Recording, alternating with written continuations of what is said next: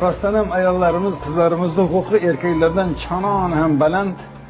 Qur'oni Karimda alohida sura ham bor. Surada aytgan. Ayol zotiga tik qaramanglar degan. Tushunarlimi? Ular shunchalik mo'tabarki degan. Alloh taolaning erkatayi bandasi degan. Ularning maqomi yer yuzida hayoti davomida qo'lni sovuqsiz yo'rmasdan oynani oldida parfumeriya galanteriya bo'lib xuddi kaktichki raisga o'tsin degan oyat bor. Buni aytishmaydi, bekitib qo'ygan hamma.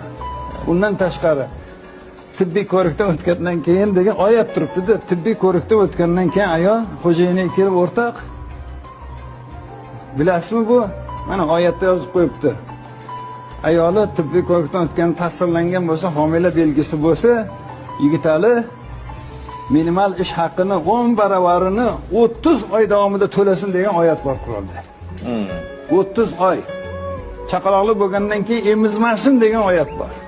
Xohlasa xo'jayini durustroq to'lasa, ko'kidan keyin rozi bo'lsa emizsin degan u huquqlar bor.